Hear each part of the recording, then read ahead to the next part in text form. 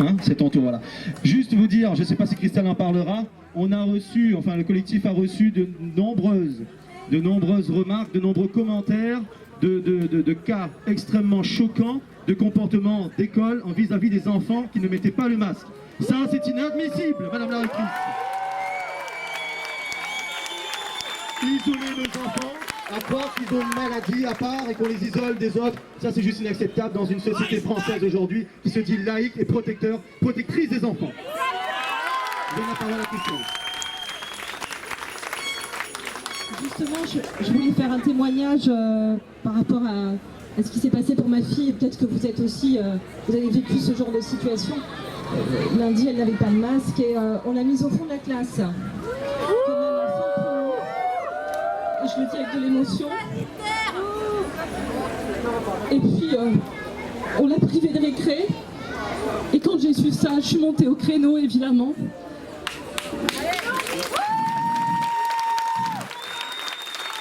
C'est évidemment inadmissible. On nous avait dit que la semaine serait tolérante.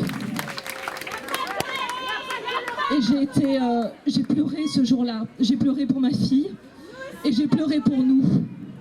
J'ai pleuré pour nous en nous disant, on en est là maintenant. C'est-à-dire que vendredi, elle était avec ses camarades et lundi, elle était au fond de la classe. Ça a été très fort pour moi. J'ai pleuré de me dire, c'est ça la France ? C'est ça la Réunion, t'es ?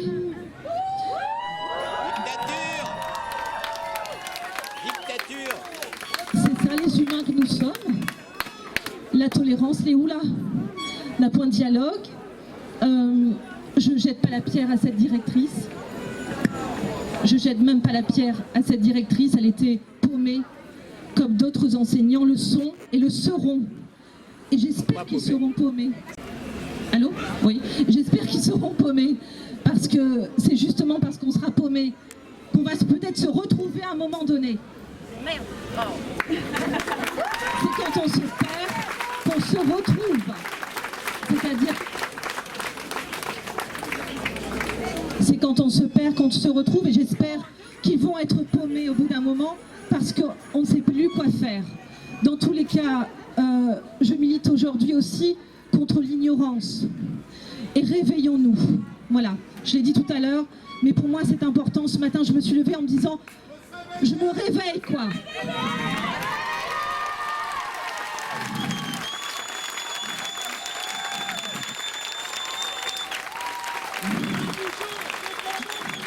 On se réveille parce que, vous savez, il y a l'histoire de cette petite grenouille dans laquelle on la met dans un bol et on fait chauffer l'eau au fur et à mesure. Elle a chaud, elle a chaud, elle a chaud, mais elle ne se rend pas compte. Jusqu'au jour où elle est cuite. Elle n'a pas eu le temps de sauter. Alors moi, j'ai pas envie qu'on soit comme cette petite grenouille. Ok ? Pour nos enfants, évidemment. Encore une fois, nous ne sommes pas contre des gestes barrières, c'est évident. Nous ne sommes pas contre des mesures sanitaires, mais celles-ci nous échappent totalement. Voilà.